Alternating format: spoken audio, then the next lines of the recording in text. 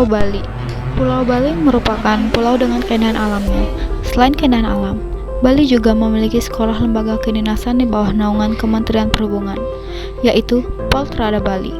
Poltrada Bali beralamat di Jalan Cempaka Putih, Desa Samsam, Tabanan. Sebelumnya, Poltrada Bali bernama Balai Pendidikan dan Pelatihan Transportasi Darat Bali. Balai Pendidikan dan Pelatihan Transportasi Darat Bali berdiri sejak tahun 2002 dan beralamat di Jalan Batu yang 109X Batu Bulan, Sukawati, Gianyar. Dan BPPTD Bali hanya memiliki satu jurusan, yaitu program studi D2 penguji kendaraan bermotor. Kemudian pada bulan Mei 2019, melalui Peraturan Menteri Perhubungan Republik Indonesia Nomor 30, BPPTD Bali berubah nomenklatur menjadi Politeknik Transportasi Darat Bali. Di Poltrada Bali terdapat 3 program studi Diploma 3, yaitu yang pertama Manajemen Transportasi Jalan, yang kedua Teknologi Mekanika Otomotif, dan yang terakhir Manajemen Transportasi Logistik. Mohon izin memperkenalkan diri. Nama Putu Aryastari Putri, Notar 210348. Jadi hari ini saya bersama rekan saya akan menjelaskan materi matematika terapan pada submateri matriks dan limit. Tetapi di sini saya akan menjelaskan matriks. Jadi yang ada dalam materi matriks itu yang pertama pengertian dan bagian, yang kedua jenis-jenis matriks, ketiga operasi matriks, yang keempat transpose matriks, yang kelima determinan, yang keenam inverse, dan yang ketujuh adalah aplikasi untuk penggunaan matriks. Yang pertama, pengertian. Jadi menurut Kreyszig 2011, matriks adalah susunan angka atau fungsi persegi panjang yang akan kita sertakan dalam tanda kurung. Contohnya itu 0,3, 1, min 5. Lalu 0, min 0,2, 16. Lalu ada bagian-bagian matriks. Yang pertama itu entry. Entry adalah bilangan pada matriks. Bisa dilihat pada yang berwarna merah ini, angka yang warna merah itu adalah entry. Lalu yang kedua adalah baris. Baris adalah bilangan pada garis horizontal entry. Bisa dilihat barisnya itu 0,3, 1, dan min 5. Lalu yang ketiga ada kolom. Kolom adalah bilangan pada garis vertikal entry. Bisa dilihat 0,3 dan 0. Yang terakhir adalah ordo. Ordo adalah ukuran matriks. Yang kedua, jenis-jenis matriks. Yang pertama itu ada matriks baris, matriks kolom, matriks persegi, matriks nol, matriks diagonal, matriks agak saklar, matriks identitas, matriks simetri, matriks mendatar, matriks segitiga atas, dan matriks segitiga bawah. Lalu materi selanjutnya akan dijelaskan oleh rekan saya. Baik, izin memperkenalkan diri, Taruna Muda IKD Kesenangan Sastra, Notar 2103032, akan melanjutkan materi mengenai matriks. Di sini saya akan menjelaskan mengenai operasi dan transpose matriks. Saya akan memulai materi dari operasi. Baik, operasi matriks itu ada 4, yaitu penjumlahan matriks, pengurangan matriks, perkalian matriks dengan bilangan skalar, dan perkalian matriks dengan matriks. Yang pertama saya akan menjelaskan penjumlahan matriks.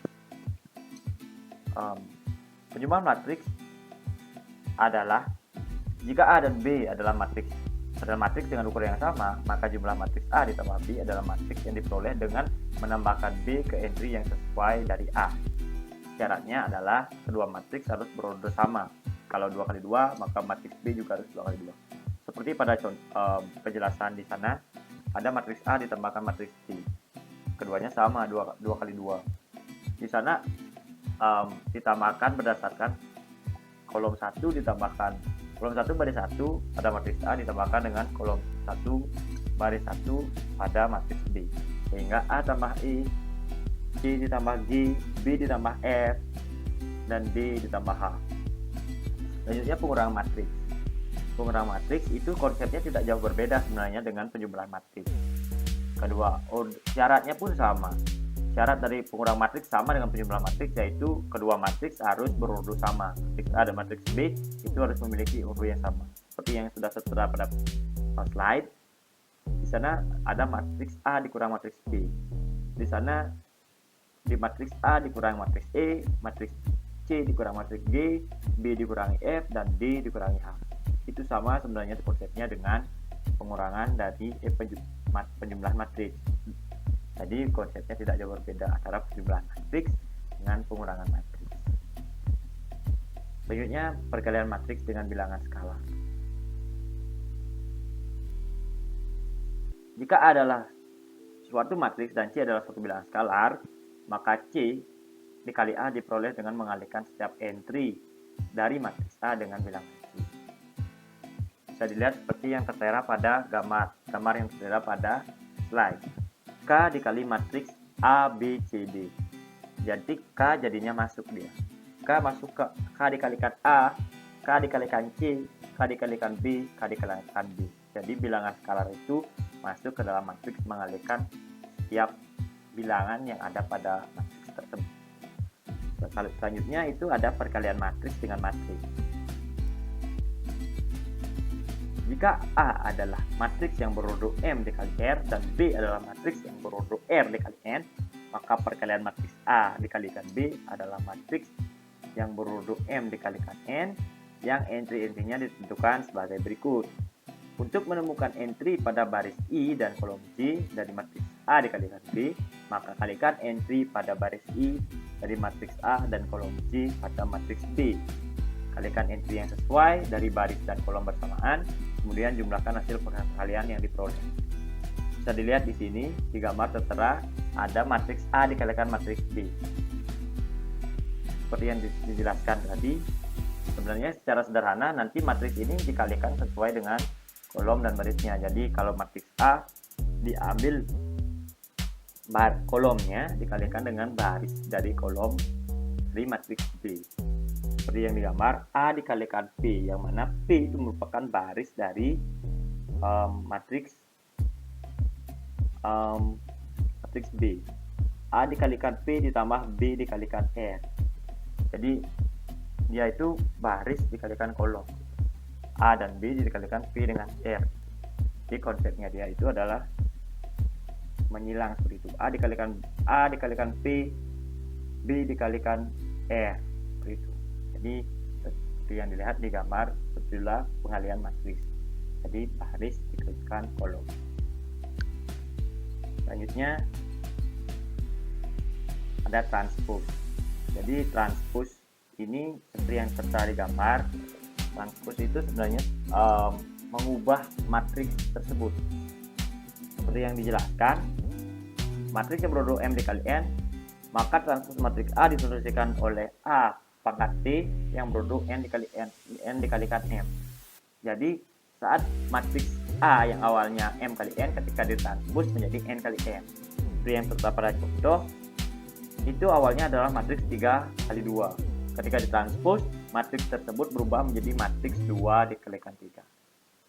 Baik, mungkin sekian penjelasan dari operasi matriks dan transpose. Selanjutnya akan dijelaskan oleh teman saya. Sekian. Baik, izin memperkenalkan diri. Nama Taruna Muda Iwayan Nurhilmas Andaikan Tunas dengan nomor taruna 2103035, kelas MTJ 1B.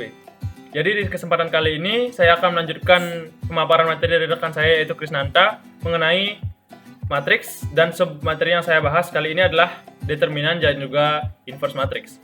Langsung saja kita masuk ke materinya. Yang pertama adalah determinan. Nah, pengertian determinan. Determinan adalah nilai yang dapat diukur dari entry-entry matriks persegi. Nah, nilai tersebut bernilai tetap untuk suatu matriks. Determinan matriks setiap matriks persegi selalu memiliki nilai determinan yang merupakan suatu skalar.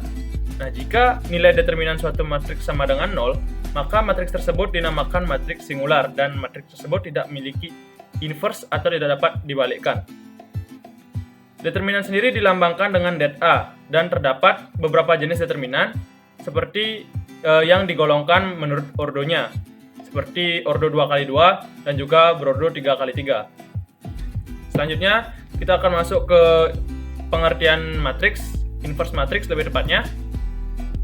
Nah, pengertian inverse matrix adalah kebalikan atau inverse dari sebuah matriks apabila matriks tersebut dikalikan dengan inverse-nya akan menjadi matriks identitas. Nah, inverse matrix sendiri dilambangkan dengan, misal nih, ada matriks A. Itu akan inverse-nya itu akan dilambangkan dengan A pangkat negatif 1. Selanjutnya, suatu matriks dikatakan memiliki inverse jika nilai determinan matriks tersebut tidak sama dengan 0, seperti yang dijelaskan di depan tadi. Nah, untuk inverse matrix sendiri terdapat aturan berdasarkan ordonya sesuai dengan ordo, yaitu seperti 2x2 dan juga 3x3 yang rumusnya dapat dilihat di PowerPoint. Untuk ordo 2x2 dapat dilihat yaitu yang ini, dan untuk ordo 3x3 yaitu yang ini. Baik, selanjutnya, nah, ini merupakan sebuah alat atau website yang dapat kalian gunakan apabila kalian melaksanakan perhitungan mengenai matriks.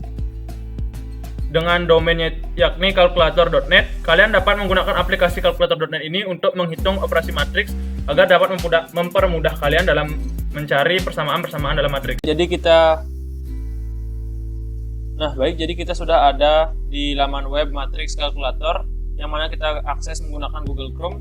Dapat kita lihat di laman web ini tertera yaitu matriks A input dan juga matriks B input. Ada beberapa icon yang kita dapat gunakan untuk mengoperasikan matriks di sini. Yang pertama yang akan kita bahas adalah row dan kolom. Row dan kolom di sini adalah bertujuan untuk mengubah atau mengatur jumlah kolom dan juga baris di matriks tersebut.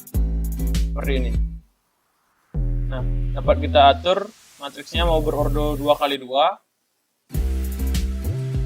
ataupun 3x3.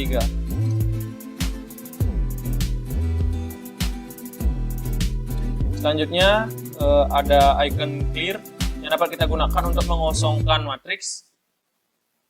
Misal kita gunakan di matriks A ini angka random. Nah, sekarang sudah ada angka-angka yang mengisi matriks A. Dengan menekan tombol clear ini, semua angka tersebut akan hilang. Nah, seperti itu.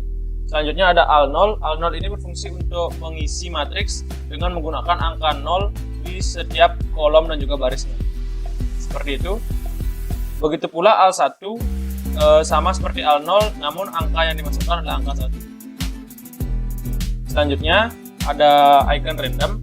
Random ini berfungsi untuk memasukkan nilai matriks secara acak ataupun seperti namanya random. Nah, seperti itu. Selanjutnya transpose.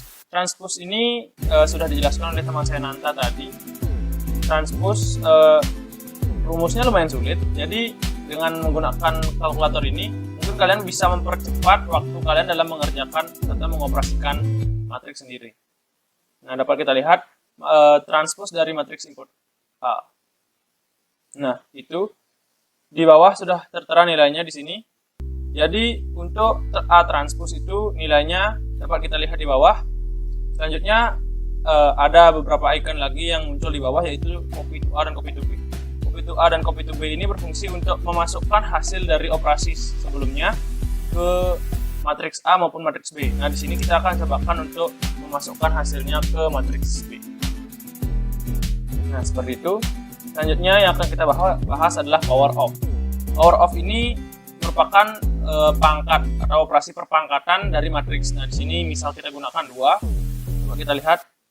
Nah, ini hasilnya. Jadi matriks A apabila dipangkatkan 2 akan bernilai seperti di bawah ini. Selanjutnya ada determinan.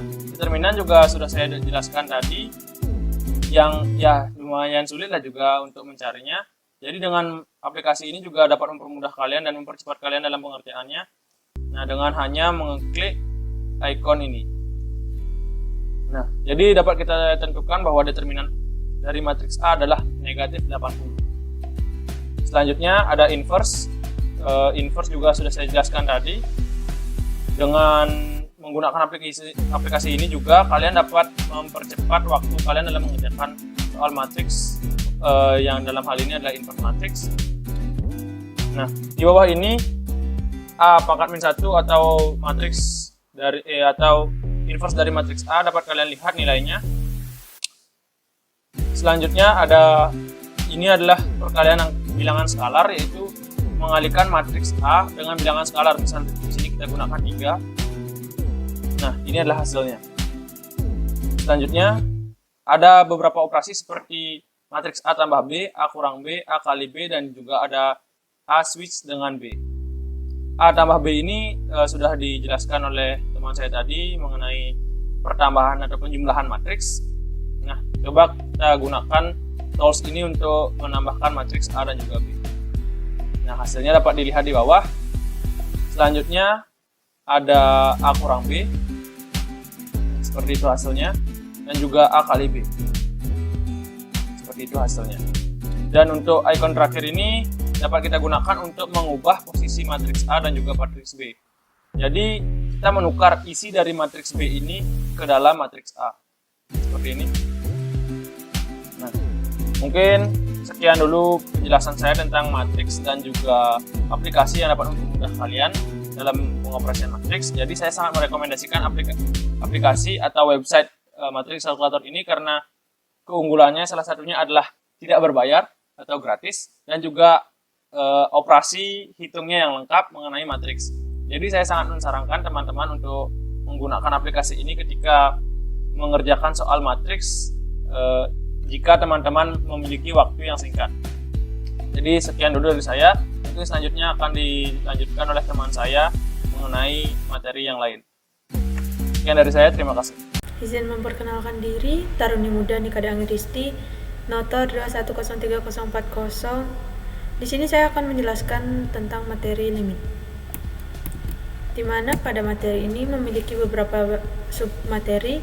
Yang pertama ada pengertian limit, yang kedua limit fungsi aljabar, yang ketiga teorema limit, dan yang keempat limit fungsi trigonometri, yang kelima limit tak hingga, dan terakhir aplikasi limit. Di sini teorema limit dan aplikasi limit akan dijelaskan oleh rekan saya. Yang pertama ada pengertian limit. Di mana limit matematika adalah suatu konsep dalam ilmu matematika yang biasa digunakan untuk menjelaskan suatu sifat dari suatu fungsi saat argumen telah mendekati pada suatu titik tak terhingga, atau sifat dari suatu barisan saat indeks mendekati tak hingga. Di mana pada Verbek DKK 2007, konsep dasar limit dinyatakan di mana limit fx di mana x mendekati c sama dengan L. Berarti bahwa ketika x mendekati namun berbeda dari C, maka fx mendekati L. Yang artinya adalah jika kita mengambil suatu x yang mendekati C dari kiri maupun kanan, maka nilai fx akan mendekati L. Selanjutnya ada limit fungsi aljabar. Di mana pada limit fungsi aljabar ini memiliki beberapa tipe. Tipe pertama yaitu limit fx di mana x mendekati C ada dan nilainya sama dengan fc. Syarat dari tipe 1 ini yaitu fungsi fx untuk x mendekati c yang kontinu. Pada tipe kedua, di mana limit fx di mana x mendekati c ada namun nilainya tidak sama dengan fc. Pada tipe kedua ini memiliki dua subtipe. Yang tipe pertama yaitu untuk fx terdefinisi di x sama dengan c. Pada subtipe ini diketahui limit fx di mana x mendekati c dan fx sama terdefinisi di x sama dengan c. Maaf, PPT-nya kurang lengkap. Namun keduanya mempunyai hasil yang berbeda. Subtipe ini berlaku untuk suatu fungsi yang terpenuhi di dua aturan fungsi yang membedakan aturan fungsi untuk x sama dengan c dan x tidak sama dengan c. Untuk tipe ketiga yaitu limit fx di mana x mendekati c tidak ada. Pada tipe ketiga ini memiliki tiga subtipe. Yang tipe pertama yaitu limit dari pendekatan kedua sisi ada namun berbeda. Untuk subtipe kedua, limit tak hingga di x sama dengan c, di mana x sama dengan c adalah asimtot tegak dari kurva. Untuk subtipe ketiganya yaitu limit di satu sisi tak hingga namun tidak ada bilangan real berhingga yang memenuhinya. Baik, mohon izin untuk memperkenalkan diri. Nama Taruna Muda Igusti Putuara Krisna, Notar 2103031. Nah, di sini saya akan menjelaskan mengenai teorema limit. Nah, pada pertemuan kali ini kita akan membahas teorema-teorema yang sangat penting berkaitan dengan limit. Nah, teorema-teorema ini akan berguna dalam menyelesaikan dan menghitung nilai dari limit-limit fungsi yang panjang dan kompleks. Nah, di sini kita akan membahas beberapa sifat teorema-teorema limit. Untuk kemudian kita akan masuk ke contoh soal bagaimana menyelesaikan teorema limit fungsi ini. Baik, untuk sifat yang pertama, nah jadi jika limit sebuah konstanta untuk x mendekati a, maka hasilnya adalah konstanta itu sendiri, yaitu k. Jadi contohnya itu limit x mendekati 2 dari 5. Jadi limit x mendekati 2 dari 5 itu adalah 5, itu sama dengan 5. Untuk sifat yang kedua, jika limit sebuah variabel untuk x mendekati a, maka hasilnya mendekati a. Itu contohnya limit x mendekati 3 dari x. Jadi limit x mendekati 3 dari x itu sama dengan 3. Sifat selanjutnya, nah jadi jika limit sebuah konstanta dikali sebuah fungsi fx untuk x mendekati a, maka sama dengan sebuah konstanta dikali sebuah limit fx untuk x mendekati a.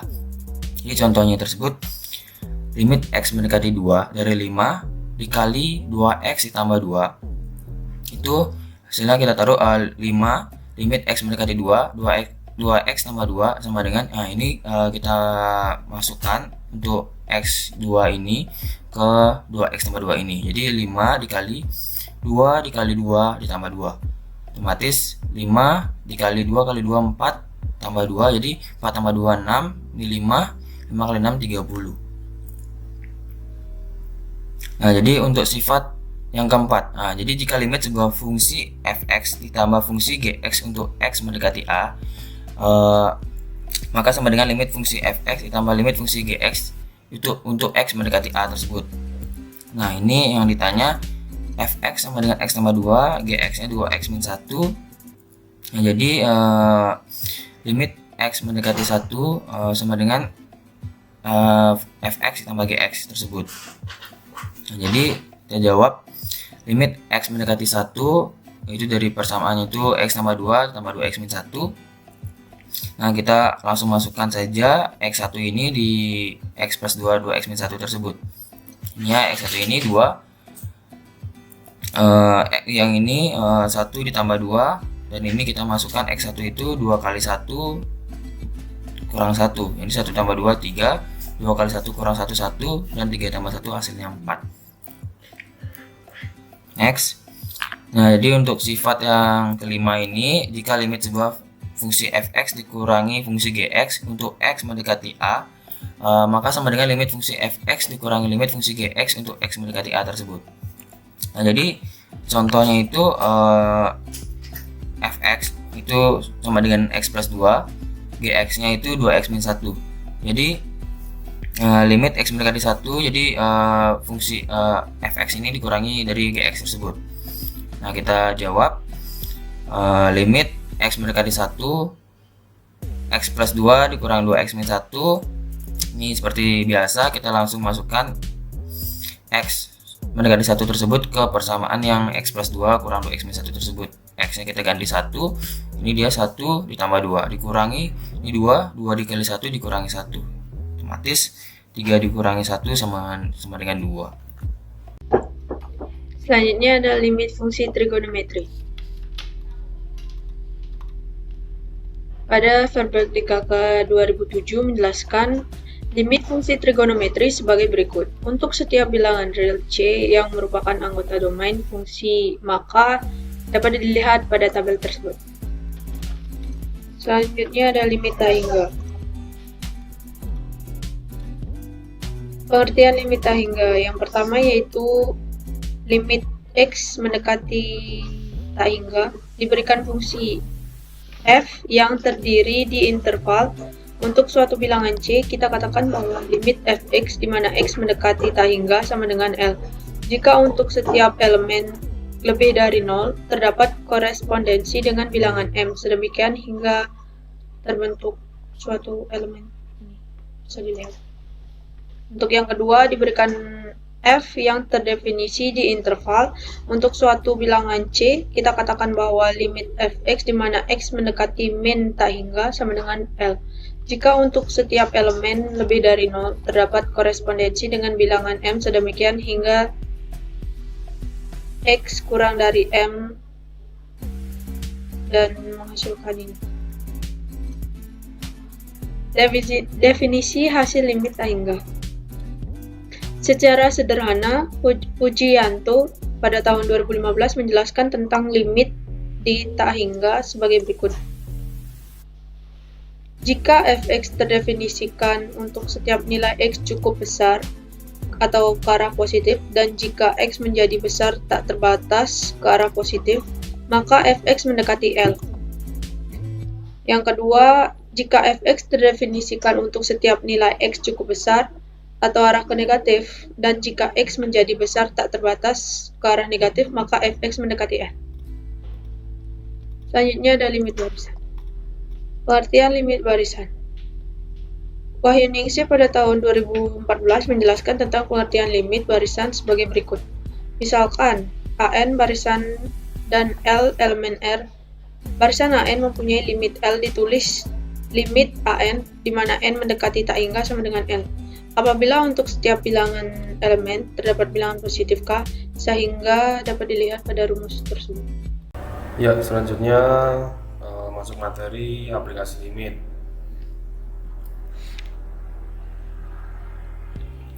Jadi aplikasi limit itu ada 3. Yang pertama itu pada konvergenan barisan.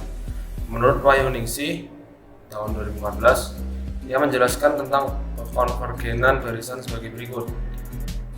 Pertama, barisan AN dikatakan konvergen ke L elemen R jika limit dari AN X mendekati tak hingga itu sama dengan L. Kemudian yang kedua adalah AN dikatakan tidak mempunyai limit apabila ia divergen. Kemudian yang ketiga, barisan yang divergen kemungkinan yang terjadi adalah limit barisannya tak hingga, minus tak hingga, atau beroskilasi atau tidak ada.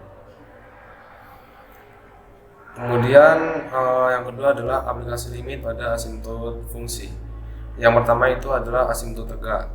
Jadi pada asimptot tegak itu bisa kita cari melalui suatu bilangan C sedemikian hingga limit x mendekati C, fx sama dengan tak hingga, atau limit x mendekati C, fx sama dengan minus tak hingga. Nah, asimptot tegak ini dapat disajikan dalam 4 jenis gambar. Seperti ini menurut Pitcher dan kawan-kawan tahun 2012. Ini ada 4. Kemudian yang selanjutnya adalah aplikasi limit pada asimptot mendatar. Secara umum menurut Pitcher dan kawan-kawan, garis Y sama dengan B adalah asimptot untuk grafik fx apabila ia memenuhi salah satu persamaan di bawah ini, yaitu yang pertama adalah limit x mendekati tak hingga di mana fx-nya sama dengan b, atau limit x mendekati minus tak hingga di mana fx-nya itu sama dengan b. Pada asimptot mendatar ini dapat disajikan menjadi 4 gambar seperti ini. Kemudian selanjutnya contoh soalnya ini. Nah, diketahui suatu fungsi fx sama dengan x kuadrat min 7x plus 10 per x kuadrat min 4x plus 3. Nah, selanjutnya akan diperiksa yaitu memiliki asimptot vertikal atau horizontal. Jadi seperti yang kita tahu bahwa asimptot itu syaratnya adalah penyebutnya harus sama dengan 0. Jadi kita buat penyebutnya ini sama dengan 0. Jadi kita faktorkan x-1, x-3 sama dengan 0, dan kita peroleh x-nya itu 1 atau x-nya itu 3. Jadi fungsi di atas itu memiliki 2 asimptot vertikal, yakni pada x sama dengan 1 dan x sama dengan 3. Kita masuk ke pembuktian dari soal ini.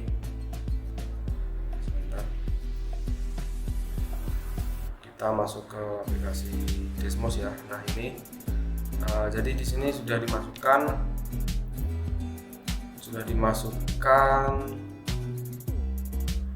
fungsi tadi, mana seperti ini sudah dimasukkan, dan ia membentuk grafik seperti ini. Nah, untuk pembuktian nilai X nya tadi, langsung saja kita masukkan nilai X sebagai 1. Nah, ia membentuk garis berwarna biru ini, dimana ini adalah X sama dengan 1. Vertikal ke atas dan ke bawah itu tak hingga, panjangnya tak hingga.